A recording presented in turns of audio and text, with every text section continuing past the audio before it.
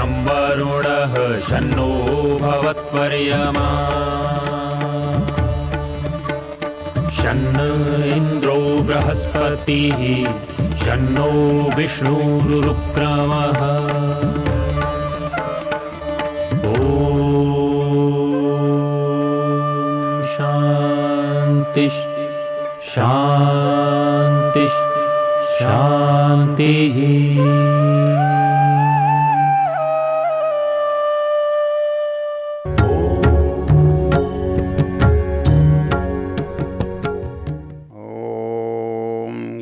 त्रिसप्ताह पर्यन्ति विश्वरूपाणि बिभ्रतः वाचस्पतिर्बलात् तेषां तन्वो अद्य दधातु मे।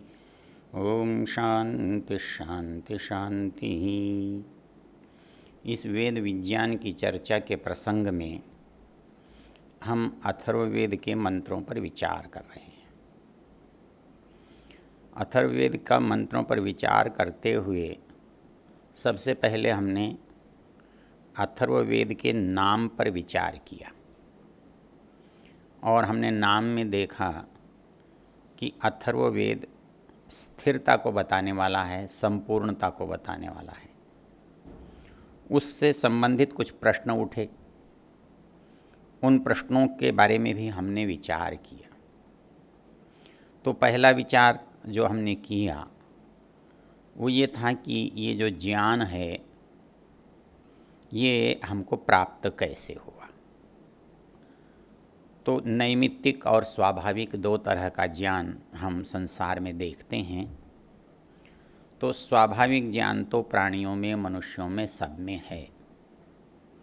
और हमने पीछे विचार करते हुए इस बात को भली भांति अनुभव किया कि स्वाभाविक ज्ञान जिसके पास जितना है वो उतना ही रहता है। वो पीढ़ी से दूसरी पीढ़ी में जाते हुए न घटता है न बढ़ता है, क्योंकि जितनी आवश्यकता है प्रकृति ने, परमेश्वर ने उस प्राणी को उतना ज्ञान दिया हुआ है और उसी ज्ञान के आधार पर वो जीवन यापन करता है। तो इसलिए उसके न तो घटाने का प्रश्न उठता है और न उसके बढ़ाने का प्रश्न उठता है। और कुछ घटना बढ़ना कुछ होता दिखता है तो वो उसकी परिस्थितियों का आकलन करने की क्षमता है। वो परिस्थिति बदलती है तो अपने को थोड़ा बहुत बदल सकता है, जैसी है उसमें वैसा रह सकता है। किंतु मनुष्य के साथ ऐसा हमने देखा कि नहीं है। मनुष्य केवल स्वाभाविक ज्ञान से काम नहीं चला सकता, इसलिए उसके पास जो कुछ आज हम देखते हैं वो सब दूसरों से प्राप्त किया है, किसी के द्वारा मिला है। तो उस द्वारा जिससे मिला है उसे हम निमित्त कहते हैं, कारण कहते हैं, उपाय कहते हैं। जब ये ज्ञान हमको मिला तो प्रश्न ये उठा कि वेद का ज्ञान हम खुद ही क्यों नहीं पा सकते, खुद ही क्यों नहीं बना सकते। तो उसमें दो बातों पर हमने विचार किया था। पहली चीज़ कि स्वाभाविक ज्ञान को हम बढ़ा नहीं सकते। स्वाभाविक ज्ञान के घटने बढ़ने का कारण हमारे पास नहीं है। इसलिए कोई ये कहे कि अपने स्वाभाविक ज्ञान के आधार पर ही हम अपनी उन्नति कर लेंगे, तो ये इसलिए संभव नहीं है कि स्वाभाविक ज्ञान में वृद्धि और ह्रास नहीं है, देखने में नहीं आता।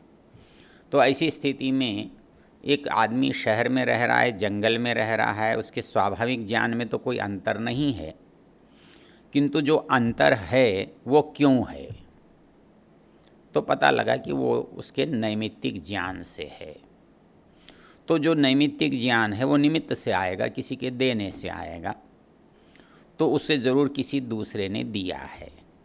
कौन दे सकता है, तो इस बारे में विचार करते हुए हमने अनुभव किया कि जो हमें कोई वस्तु दे रहा है तो वस्तु के बारे में उसकी जानकारी भी वही देगा, क्योंकि उसका उद्देश्य वस्तु को देने का क्या, उसको जो वस्तु दे रहा है हमको, चाहे वो शरीर के रूप में दी हो, चाहे हमको साधनों के रूप में दी हो, चाहे हमको मूल जो प्रकृति संसार है इसके रूप में दी हो, उसका कोई उद्देश्य तो होना चाहिए।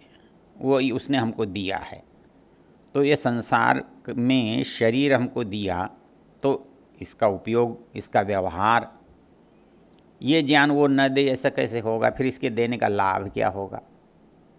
तो ये स्वाभाविक है कि जिसने हमको ये शरीर दिया है, इस शरीर संबंधी, शरीर से जुड़े हुए जो दूसरे पदार्थ हैं संसार के, उनसे संबंधी ज्ञान भी उसे ही देना चाहिए जिसने ये शरीर दिया है।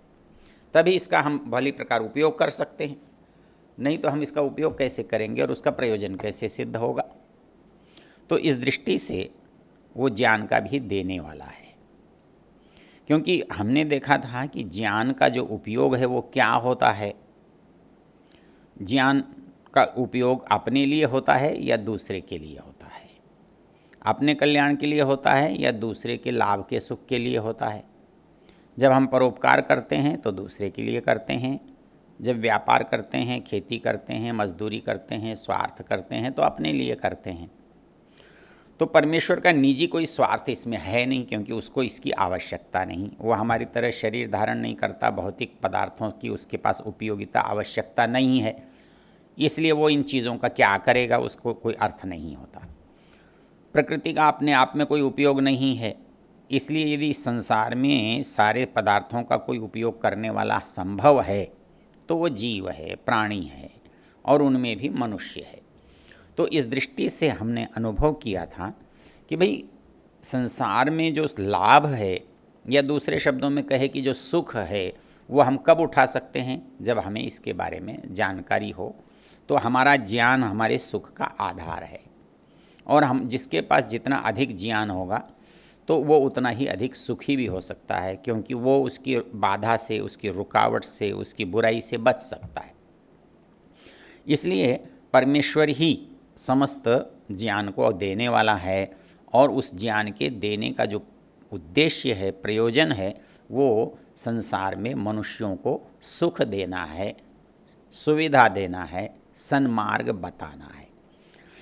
इसमें एक प्रश्न और खड़ा हो जाता है, वो ये होता है कि भाई उसने ज्ञान दिया तो कैसे दिया होगा?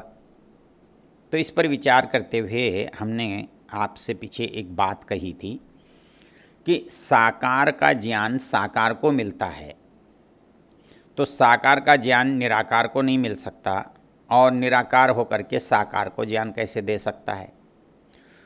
तो शरीर के साधनों से यदि हम किसी ज्ञान को प्राप्त करना चाहें तो कोई शरीरधारी ही इस प्रकार का ज्ञान हमें दे सकता है, जिसके पास हाथ, पैर, आँख, नाक, कान हों। लेकिन जब हम कहते हैं कि परमेश्वर ने हमको दिया, तो क्या उसने हम शरीरधारियों को दिया तो हमें लगता है कि हमको सुना होगा, हमने उसको देखा होगा, तो हमारे सुनने देखने के लिए उसको भी तो वैसा ही होना चाहिए, लेकिन वो तो वैसा है नहीं, तो हमारे देखने सुनने का क्या लाभ है? तो इसलिए वहाँ पर एक बात हमने समझने का यत्न किया था कि वो देने वाला क्योंकि निराकार है, वो निरवयव है, भौतिक साधनों से परे है, तो वो हमको ज्ञान कैसे देगा? तो वो हमको शरीर के रूप में नहीं देगा, वो हमारी आत्मा के रूप में देगा, जहाँ वो स्वयं विद्यमान है, और आज भी वो हमको ज्ञान दे रहा है। क्योंकि हमारे पास तो मनुष्यों के पास भौतिक ज्ञान हम कहते हैं कि हमने अर्जित किया है, किंतु हम कल्पना करें कि संसार में जितने प्राणी हैं उनके पास जो ज्ञान है वो कहाँ से आ रहा है? उनको कोई शिक्षा में तो नहीं दे रहा, वो उनके अंदर प्रकृति के साधनों से आ रहा है, वो ईश्वरीय नियमों से आ रहा है, ईश्वरीय व्यवस्था से आ रहा है। तो इस तरह से वो परमेश्वर ज्ञान देता है, दे रहा है, पहले भी देता था, आगे भी देगा। इसलिए सारा ज्ञान उसका है, उसने ही हमको दिया है। इसमें एक प्रश्न खड़ा होता है कि हम स्वाभाविक ज्ञान से बनाएंगे, वो संभव नहीं होता, ये हमने अच्छी तरह से देख लिया। अब एक प्रश्न है कि जब वो ज्ञान आज हम जिस रूप में देखते हैं, क्या उस रूप में दिया है? क्योंकि जब हम वेद कहते हैं तो कोई भी आदमी हमारे सामने एक पुस्तक लाकर रख देता है, तो क्या लगता है कि जैसे पुस्तक किसी व्यक्ति ने मुझे दी है ऐसे ही परमेश्वर ने मुझे किसी को दी होगी? ऐसा तो संभव नहीं है, क्योंकि उस वेद नाम की जो चीज़ हमारे सामने दिखाई दे रही है वो तो साकार है, भौतिक है, भौतिक पदार्थों से बनी हुई है। उसमें कपड़ा है, कागज़ है, स्याही है, उसको छपा है, लिखा है, तो ये सब बाह्य साधनों से बनी हुई वस्तु है। तो इस रूप में तो वो दे ही नहीं सकता। तो ये तो सब बाद की बनी हुई चीज़ें हैं, ये बनी हैं इसलिए नष्ट भी हो जाती हैं। हमारे पास एक पुस्तक के रूप में वेद रखा है तो हम ये कहें कि वेद सनातन है, वेद शाश्वत है, वेद नित्य है, ये नष्ट नहीं होगा, तो पुस्तक तो कहीं आग से जल जाएगी, पानी से गल जाएगी, कहीं फट टूट जाएगी, कागज़ अपने आप जीर्ण शीर्ण हो जाएगा, दीमक खा जाएगी, फिर वेद तो नष्ट हो जाएगा। नष्ट तो उसका जो रूप है, भौतिक रूप है, वो नष्ट होगा, ज्ञान नष्ट नहीं होता। ज्ञान तो क्योंकि किस में है? ईश्वर में है। तो ईश्वर यदि हमको ज्ञान देगा तो भी क्या ईश्वर का ज्ञान समाप्त हो जाएगा? ईश्वर में ज्ञान नष्ट हो जाएगा? क्या कोई अध्यापक अपने छात्रों को पढ़ा देता है तो क्या वो ऐसे होता है कि उसने अपने थैले में से केले निकाल कर दूसरे को दिए तो उसके थैले के केले कम हो गए? तो ज्ञान ऐसी वस्तु तो नहीं है कि मैंने किसी को बांटा तो वो काम हो गया। वो ज्ञान तो जिसका है उसी के पास रहता है। मनुष्य का तो ज्ञान बढ़ता घटता भी है, वो किसी को देता नहीं है तो घट जाता है, देता है तो बढ़ जाता है। इसलिए हमारे यहाँ एक पंक्ति भी कही गई है, वो कहते हैं न भ्रातृभाज्यम न चौरहार्यम। कहते हैं इसे चोर चुरा नहीं सकता, इसे भाई बटा नहीं सकते, इसे कोई दूसरा ले नहीं सकता। न चौरहार्यम न च राजहार्यम न भ्रातृभाज्यम न च भारकारी। अद्भुत बात है कि ज्ञान की विशेषता क्या है? न चौरहार्यम, कोई चोर इसे चुरा नहीं सकता। न च राजहार्यम, राजा हमारे से कभी ज़मीन छीन लेता है, कभी हमारे से धन छीन लेता है, हमारे से कोई वस्तु छीन लेता है, हमें दंड भी दे देता है, लेकिन हमारी विद्या को कोई नहीं छीन सकता, हमारे ज्ञान को कोई अपने पास से नहीं ले जा सकता।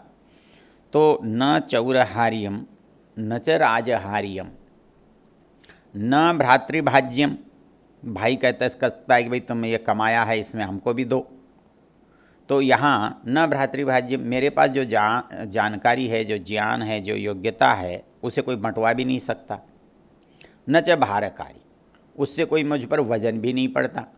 मुझे कितने ग्रंथ आते हैं, कितने शास्त्र पढ़े हैं, मेरी कितनी योग्यता है, उसके कारण से मुझे कोई अपने ऊपर बोझ लगता हो, ऐसा भी नहीं है। व्यये कृते वर्धत एव नित्यम। मनुष्य के साथ इसकी विशेषता है, इसको जितना उपयोग में लेगा, जितना इसको देगा, वो उतना बढ़ता है, घटता नहीं है। इसलिए ज्ञान जिसके पास है, ज्ञान मूल रूप से उसका है। तो यदि वेद का ज्ञान हमारे पास है तो इसका ये अभिप्राय नहीं है कि वो ईश्वर के पास नहीं है। वो क्योंकि ईश्वर से प्राप्त हुआ है तो मूल रूप से ज्ञान तो उसी का कहलाएगा, और उसी का कहलाएगा तो उसका है, तो उसका है तो उसके पास सदा ही रहेगा। तो सदा रहने से ज्ञान ये ईश्वर का है और ईश्वर ने हमको दिया है। एक मूल प्रश्न पैदा होता है, कैसे दिया? तो कैसे दिया? तो हम आत्मा में, क्योंकि परमात्मा विराजमान है, तो वो आत्मा में विचार के रूप में, प्रकाश के रूप में देता है। वो वैसे तो सामान्य रूप से सब समयों में सबको प्राप्त हो रहा है, किंतु वेद के रूप में, विशेष रूप में, प्रारंभ में उसकी आवश्यकता है। तो इसलिए वो हमको कैसे देता है? उसके लिए उचित पात्र चाहिए, ज्ञान को ग्रहण करने की योग्यता चाहिए, उसके अंदर दूसरे तक पहुंचाने का सामर्थ्य चाहिए।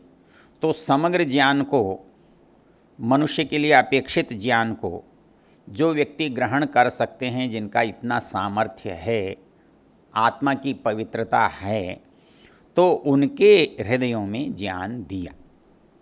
ज्ञान देने के बहुत सारे तरीके हो सकते थे, क्या ज्ञान सबको क्यों नहीं दे दिया? यदि वो सबको देता, सामान्य ज्ञान तो उसने सबको दिया ही है, यदि विशेष ज्ञान भी सबको देता तो ये विशेष ही कैसे होता? फिर सबके पास यदि होता तो सदा ही होता। फिर इसके साथ दूसरी समस्या वो ये है कि यदि ये ज्ञान औरों को भी उसी रूप में देता रहता तो फिर आज क्यों नहीं देता? आज भी उसको उसी तरह से देना चाहिए था। और यदि आज भी देता तो ये फिर नैमित्तिक कैसे रहता? फिर तो स्वाभाविक ही हो जाता, सबको सब समयों में मिलता रहता। तो इसलिए ये ज्ञान नैमित्तिक होने से जो कारण बन सकता है उसी को कारण बनाया जाएगा, जो कारण नहीं बन सकता, जिसमें कारण बनने का सामर्थ्य नहीं है, उसे कारण नहीं बनाया जा सकता। तो इस दृष्टि से जो हमारे सामने एक प्रश्न पैदा होता है कि भाई चार के ही मन में क्यों दिया, चार के ही हृदयों में क्यों दिया? तो चार को हम एक जो युक्ति संगत अर्थ है वो क्या हो सकता है? हमारे पास जो क्रम है, जो चरण हैं, जो भाग हैं, वो चार हैं। ज्ञान है, कर्म है, उपासना है और विज्ञान है। ज्ञान, कर्म, उपासना, विज्ञान के अनुसार चार क्षेत्र हैं। ये चार क्षेत्र परस्पर संयुक्त हैं, परस्पर उपयोगी हैं, लेकिन हैं चार। तो इस दृष्टि से हमने चार कहे। आप कह सकते हैं 6 क्यों नहीं कहा, 10 क्यों नहीं कहा, 2 क्यों नहीं कहा? यदि 2 कहते तो फिर 1 ही कह देते, यदि 6 कहते तो फिर 4 ही क्यों रखते, 4 को बांटते कैसे?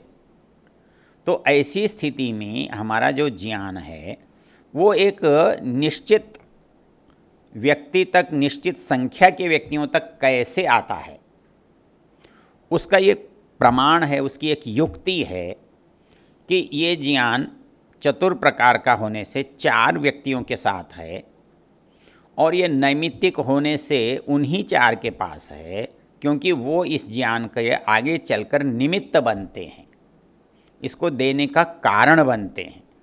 और इसका सामर्थ्य सब में सदा नहीं होता कि वो समस्त ज्ञान को संपूर्ण रूप से स्वीकार कर सकें। इसलिए वही 4 इसके लिए उपयुक्त व्यक्ति समझे जाते हैं, समझे गए हैं। आगे जितना भी ज्ञान है वो संपूर्ण ज्ञान न तो 4 में ही समाता है और न वो सदा बना रहता है। वो 4 से 400 में, 4000 में, 4 लाख में, 4 करोड़ में, कितने भी दूर तक जा सकता है, जाता है। और फिर जिसके पास जितना जितना सामर्थ्य है वो उस ज्ञान को उतना उतना प्राप्त करता है। और क्योंकि ये नैमित्तिक है तो वो निमित्त बना रहता है, तो ज्ञान मनुष्य में बना रहता है। और वो निमित्त किसी कारण से समाप्त हो जाए, चाहे मेरी बुद्धि से समाप्त हो जाए या बाहर की पुस्तक से या व्यक्ति से समाप्त हो जाए, तो वो ज्ञान फिर मुझ में भी समाप्त हो जाता है। तो इस दृष्टि से इसमें जो विचार किया कि ये ज्ञान परमेश्वर ने 4 ऋषियों को दिया, क्यों दिया? ओम